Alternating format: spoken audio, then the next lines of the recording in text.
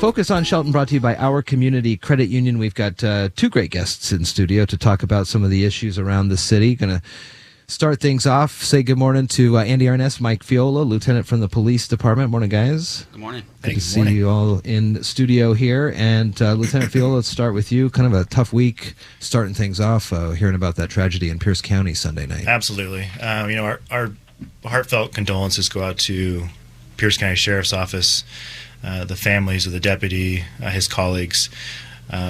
This one kind of hit home, obviously, that the bad guy, that suspected killer, actually had a warrant out of our jurisdiction. We arrested him back in March. Just kind of hits home that obviously this can happen anywhere at any time. The job is inherently a risk within itself, but big hearts go out to that agency right now. Yeah, wow. And some work, spent the first part of his career, I think, in the harbor. And so, in Hoquiam, yeah. Lots of local ties. Absolutely. And, these are just regular men and women that choose to be law enforcement officers, and, they do an honorable job. So it's sad when we lose one, for sure. You had a lot of extra of your force out on the roadways, as we heard about some recent DUI emphasis patrols. Looks like you did some pretty good numbers. How does this all work out in conjunction with some state grants and things like that? Yeah, so we the Shelton Police Department partnershiped with the Washington State Traffic Safety Commission. So every year they get an allotment of money that they can spend on extra emphasis, like DUIs, distracted driving, and things like that, speeding. Their target it's target zero, and by 2013 we want to have zero fatalities in the state of Washington on our roadways. And part of that is getting people to put the cell phones down, to call for a cab, to get a ride home opposed to driving when they've had a little bit too much to drink, or they've used too many drugs or things like that. So that's what this emphasis was about. So we had several officers throughout the month out there specifically targeting DUIs. Is it something inherent about Mason County that they offered up, or Shelton, that they offered up the money, or is it that you guys applied for it and were awarded it? We applied for it and were awarded it. We work closely with a Target Zero manager, Susan Bradbury. She's actually stationed with the Grace Harbor County Sheriff's Office. And so every region can have these funds. It's just a matter of the agency putting in the effort to get the grant and then actually put the patrols on. Obviously, like we said in our press release, is part of our mission is the safety of our community, and part of that is the roadways. Unfortunately, we just had a fatality last week, a couple weeks ago. So this kind of hit home of we need to make sure our roads are safe so that our loved ones can get home at night. So 90 traffic stops, and which resulted in 44 infractions, 2 DUI investigations, and 7 arrests. Those 44 infractions, different offenses, speeding, stop signs, or? Absolutely. Tickets suck. Let's just be honest. I mean, I've gotten one. You've probably gotten one. Do. They're not fun, right? No one likes them. I'll be the first one to say that. But there's a reason behind the madness, and it's called enforcement through education, or education through enforcement. I know last time I got a speeding ticket, it definitely curtailed my speeding. All right? And that's the goal of it, is we want to bring awareness to infractions or issues that could cause an accident. So though it's not fun, we don't wake up and go, yes, let's go write everybody a ticket. There's reasons behind it. We're trying to slow you down.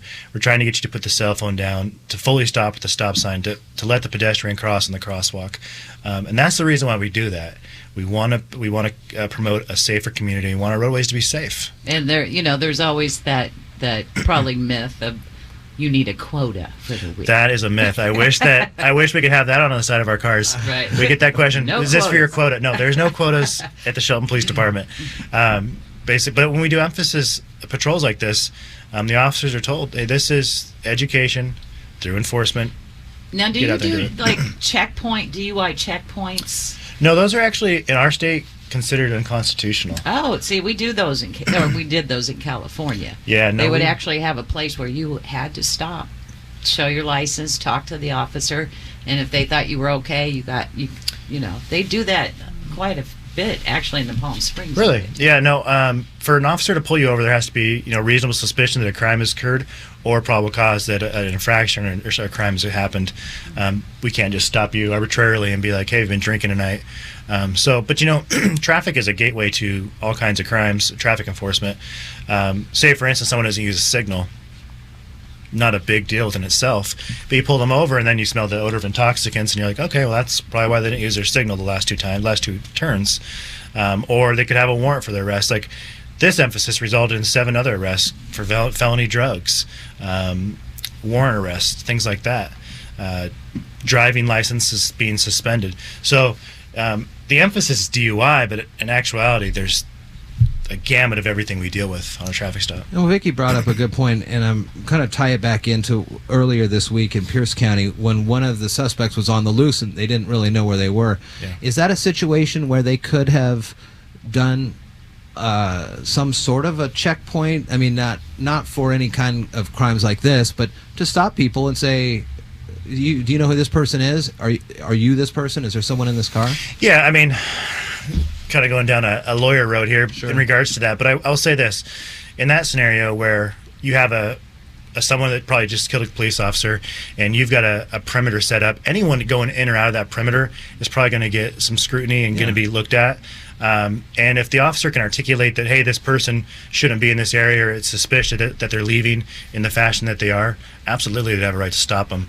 Checkpoints within itself, I'd have to refer that to a lawyer, but I would assume there'd have to be some type of reason to detain someone just for merely being in an area, if that makes sense. Yeah. Like a probable cause, as they call it, right? Like Right. some infraction on their car, maybe. Or Maybe law school in your future. Look at me. I like it. Andy, I watch we had forensic files all the time.